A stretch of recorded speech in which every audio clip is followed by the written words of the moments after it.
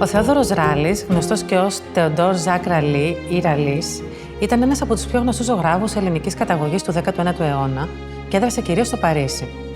Γεννήθηκε το 1852 και ήταν γόνος πλούσιας οικογένειας μεγαλεμπόρων από την Κωνσταντινούπολη, με ρίζες από τυχείο.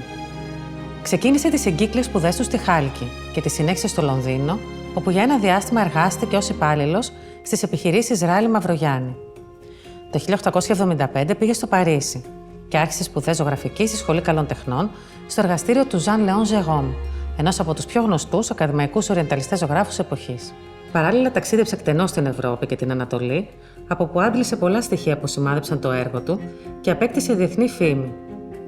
Στο περιβάλλον αυτό της ακαδημαϊκής ηθογραφικής ζωγραφικής με ανατολίτικες αναφορές, ο Ράλης ξεχώρισε για την έμφαση που έδινε σε θέματα από την ελληνική ύπαιθρο και για τον εκφραστικό ρεαλισμό με τον οποίο οι σκηνές αυτές αποκτούν ζωή και παλμό. Άλλες πρωτοτυπίες που έκαναν το έργο του ιδιαίτερο και μοναδικό για την εποχή ήταν το ενδιαφέρον για την εξωτική Ανατολή και την Ορθόδοξη θρησκεία.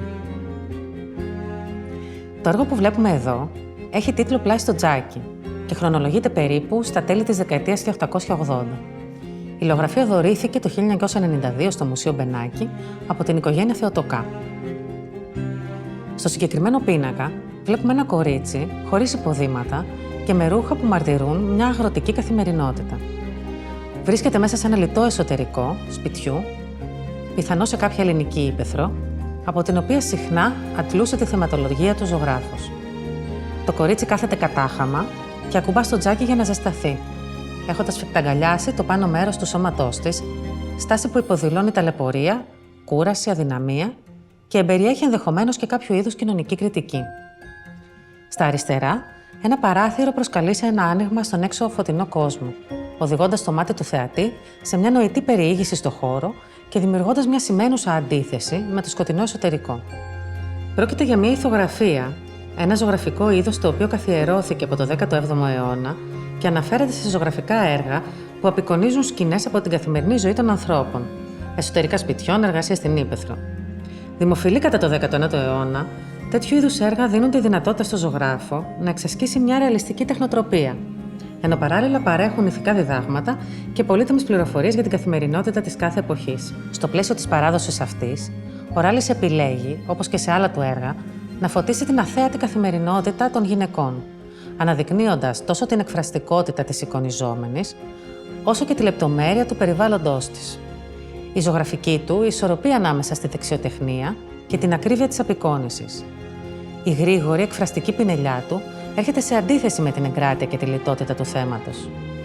Παράλληλα, μέσω της συγκεκριμένης ρομαντικής τεχνοτροπίας, δίνεται έμφαση στην απόδοση της υφής και της υλικότητας του υφάσματος, του ξύλου, της φωτιάς, του τείχου, αλλά και στην ενέργεια του σώματος που εκφράζεται μέσα από την προσεκτική και δυναμική στάση του κοριτσιού.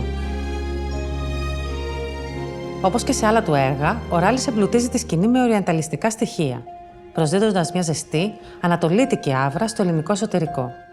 Κατά τον τρόπο αυτό, ερμηνεύει μέσα από το βλέμμα της δυτικότροπης ζωγραφικής μια εξωτική αλλά και οικαία ελληνικότητα, διαφοροποιώντας άλλες μυθολογίες της εξωτικής Ελλάδας, προσφυλής από τις περιηγητικές απεικονίσεις. Έργα του Ράλη σαν κι αυτό είναι εξαιρετικά σημαντικά για την ποιότητα της ζωγραφικής, αλλά και διότι ανανεώνουν την εικονογραφία ελληνικών θεμάτων. Αντικαθιστούν τον νεοκλασικισμό και τον αισθησιακό ορειενταλισμό άλλων Ευρωπαίων ζωγράφων με την ρεαλιστική, βιωματική, ομή απόδοση της καθημερινότητας από ένα καλλιτέχνη που έχει απόλυτη συνείδηση της σημασίας του βλέμματος του εκάστοτε παρατηρητή.